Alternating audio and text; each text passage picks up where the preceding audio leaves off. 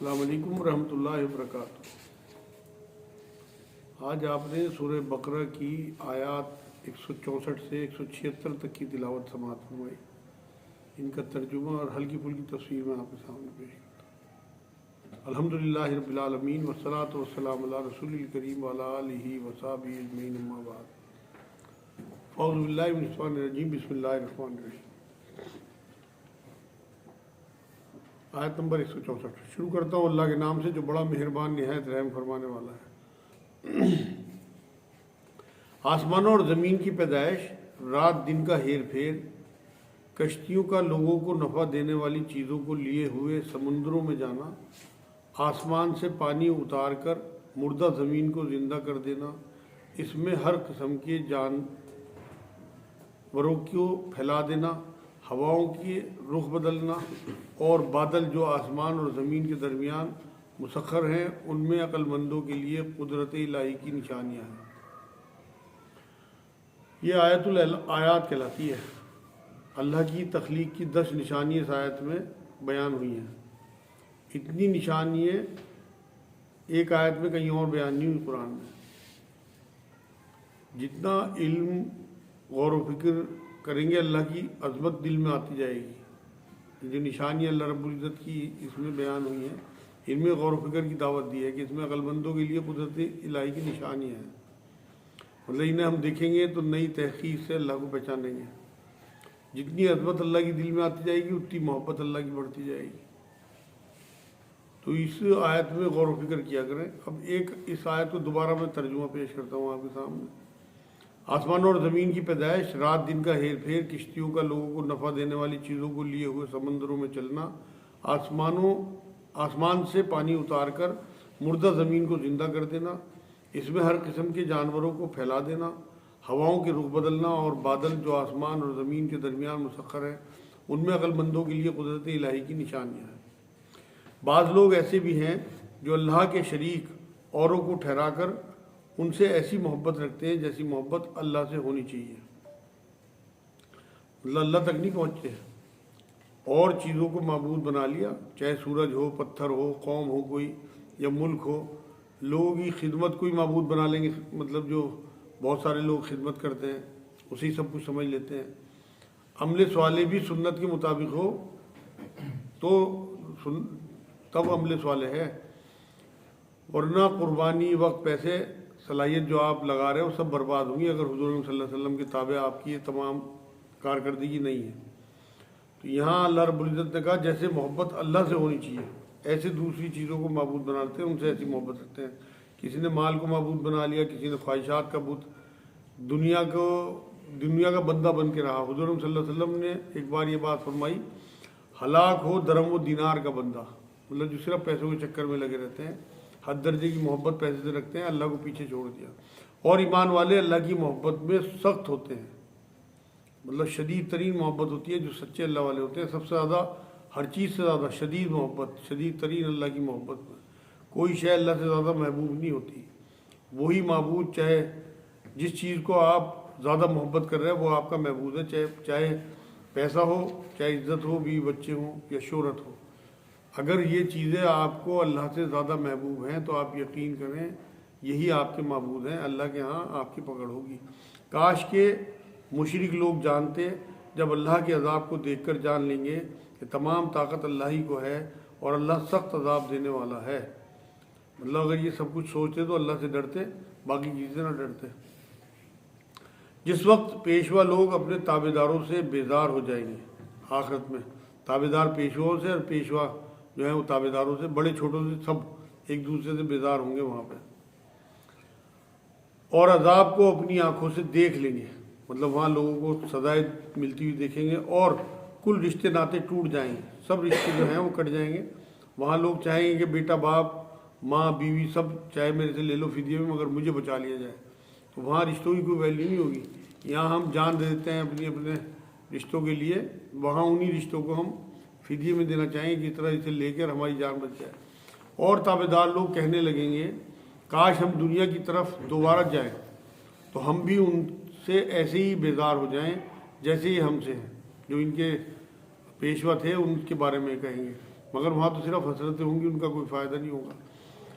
تو یہ وہاں یہ حسرت کریں گے کاش ہم نے انہیں لیڈر نہ بنایا ہوتا، اور ہمیں اگر چانس مل جائے دوبارہ جانے کا تو ہم انہیں پھر لیڈر نہیں بنائیں گے، بلکہ سیدھی سچی اللہ کی راہ کی زندگی گزاریں گے۔ اس طرح اللہ تعالیٰ انہیں ان کے اعمال دکھائے گا، ان کو حسرت دلانے کو، یہ ہرگز جہنم سے نہ نکلیں گے۔ لوگوں، زمین میں جتنی بھی حلال اور پاکیزہ چیزیں ہیں انہیں کھاؤ پیو اور شیطانی راہ پر نہ چلو، وہ تمہارا کھلا دشمن ہے۔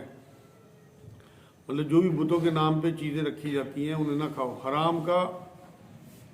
حرام عقیدہ جو ہے اسے چھوڑ کے حلال عقیدے پہ آؤ، بلکہ حلال مال سے خرید کے حلال چیزیں کھاؤ، جو پاک طیب چیزیں حضور صلی اللہ علیہ وسلم نے بتائی ہیں۔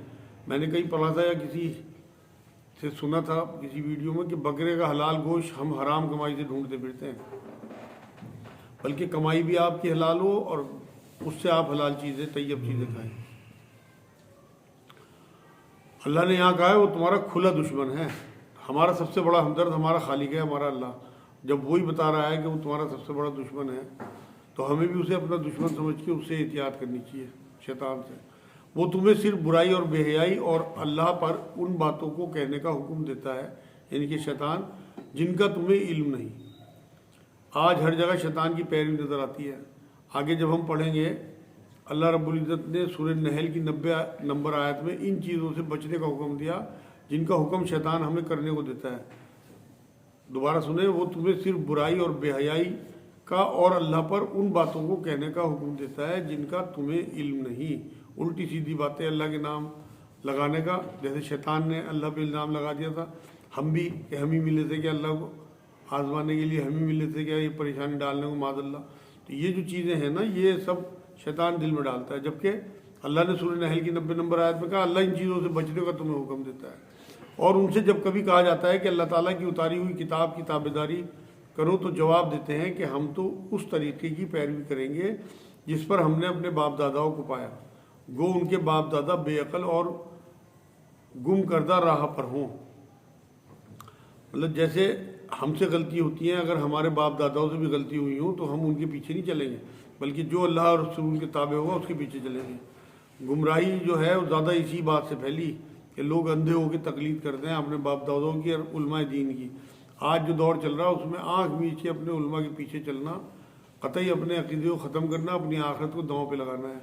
ہاں، علماء میں جو چیزیں رسول اللہ صلی اللہ علیہ وسلم سے یا قرآن سے ملتی ہوئی ملیں انہیں لیں، اور جو ٹکرائے انہیں چھوڑ دیں۔ تو یہاں اللہ رب العزت نے یہی تانا دیا ہے۔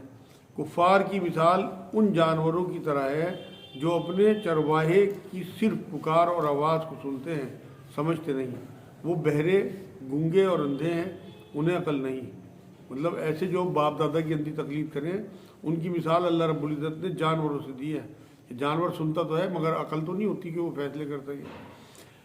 اے ایمان والو، جو پاکیزہ چیزیں ہم نے تمہیں دے رکھی ہیں انہیں کھاؤ، مطلب کمائی بھی حلال ہو اور چیزیں بھی طیب ہوں، کھاؤ پیو اور اللہ کا شکر کرو اگر تم خاص اسی کی عبادت کرتے ہو۔ شکر کے بارے میں اللہ رب العزت نے سورہ ابراہیم کی 7 نمبر آیت میں کہا کہ جو شکر گزاری کرے گا میں اس کی لازماً اس کی نعمتوں میں اضافہ کر دوں گا۔ تو شکر گزاری ہمارے اندر سے محسوس ہونی چاہیے ہمیں، کہ ہم کھاتے پیتے ہوئے بھی نعمتوں کا شکر ادا کریں۔ اس نے ہمیں کھانے کی صلاحیت دی۔ بہت سارے ایسے لوگ ہیں جنہیں صرف ڈرپ چل رہی سالوں سے، ان مطلب کھا پی نہیں سکتے، انہیں ذائقہ کے نہیں پتہ۔ تو یہ سب اس کی مہربانی ہے کہ اس نے اس قابل بنایا کہ ہم کھا پی رہے، تو ہمیں شکر گزاری کرنی چاہیے اگر تم خاص اسی کی عبادت کرتے ہو۔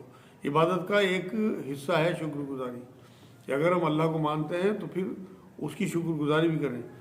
تم پر مردہ اور بہا ہوا خون اور سور کا گوشت اور ہر وہ چیز جس پر اللہ کے سوا دوسروں کا نام پکارا گیا ہو تم پر حرام ہے۔ مطلب جو ذبح نہ ہوا ہو جانور، جو خود مر جائے، ایک تو وہ حرام ہے، اور سور کا گوشت، اور جو ذبح کرنے پہ خون آتا ہے وہ بھی حرام ہے۔ 2 شکلیں حضور صلی اللہ علیہ وسلم نے خون کی حلال بتائیں، ایک کلیجی اور ایک تلی، یہ حدیث سے ثابت ہے۔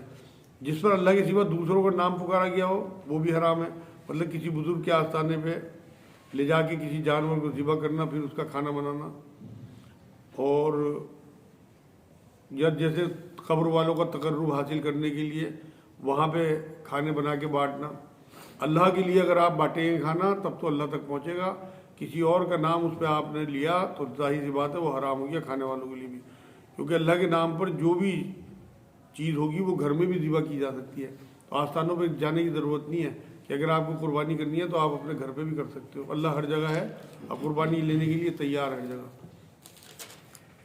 تو یہاں اللہ رب العزت نے کہا حرام ہے تم پر، پھر جو مجبور ہو جائے اور وہ حد سے بڑھنے والا اور زیادتی کرنے والا نہ ہو، مطلب کسی کی جان پہ بنی ہے کہیں پھنس جائے وہ، تو بالکل حرام کی اجازت ہے اتنی مقدار میں کہ اس کا لطف نہ لے، بلکہ صرف جان بچانے کے لیے، کہیں جان پہ بنی آئی تو جان بچانے کو تھوڑی مقدار میں حرام بھی کھایا جا سکتا ہے، مطلب حالات بدلنے میں شریعت بھی بدل جاتی ہے۔ حضرت عمر رضی اللہ تعالیٰ عنہ کے زمانے میں ایک بار مدینے میں قحط پڑا، تو لوگ جو ہے وہ بھنڈار تھے اناج کے، بہت سارے جو امیر لوگ تھے تو لوگ چوری کرنے لگے اناج، تو انہوں نے اعلان کرا دیا تھا کہ اس قحط کی حالت میں جو لوگ بھی اناج چوری کر رہے ہیں ان کے ہاتھ نہ کاٹے جائیں۔ تو شریعت جو ہے وہ حالات کے حساب سے بھی کئی بار فیصلے کراتی ہے۔ اس سے اگلی آیت میں بے شک جو لوگ اللہ تعالیٰ کی اتاری ہوئی کتاب چھپاتے ہیں اور اسے تھوڑی تھوڑی قیمت میں بیچتے ہیں، یقین مانو کہ یہ اپنے پیٹ میں آگ بھر رہے ہیں۔ مطلب علماء سو جو ہوتے ہیں، جو باطل علماء ہوتے ہیں، جو دین کو چھپائیں، حق بیان نہ کریں اور مطلب کی بات مال کے لیے بیان کریں، دین کو بیچیں، ایسے لوگوں کا ذکر ہے یہاں پہ کہ تھوڑی قیمت پر بیچتے ہیں، یقین مانو کہ یہ اپنے پیٹ میں آگ بھر رہے ہیں۔ قیامت کے دن اللہ تعالیٰ ان سے بات بھی نہ کرے گا، کتنے بڑے عالم اونچ ہے، نہ انہیں پاک کرے گا، مطلب جب ان کا پاک ہی نہیں ہوں گے تو جنت پاک ہے اس میں کس طرح سے جائیں گے، بلکہ ان کے لیے دردناک عذاب ہے، یعنی کہ دوزخ ہے۔ یہ وہ لوگ ہیں جنہوں نے گمراہی کو ہدایت کے بدلے اور عذاب کو مغفرت کے بدلے خرید لیا ہے۔ یہ لوگ آگ کا عذاب کتنا برداشت کرنے والے ہیں، مطلب وہیں کی تیاری کر رہے ہیں، یہ اس طرح کی حرکتیں کر کے اپنے آپ کو جانتے بوجھتے آگ کے لیے تیار کر رہے ہیں۔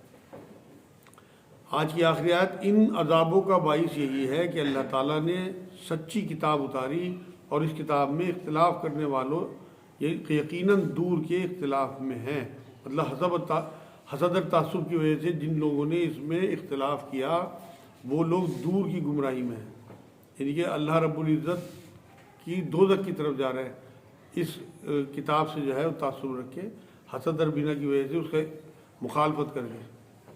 یہ آج الحمدللہ 2 رکوع پورے ہو گئے، اگلے ہفتے بھی انشاءاللہ 2 رکوع کی کوشش کریں گے تاکہ آپ کے ذہن میں وہ آیتیں آ جائیں جو اللہ رب العزت نے قرآن میں روزے سے متعلق اتاری ہیں، احکام اتارے ہیں۔ وما علینا الا البلاغ۔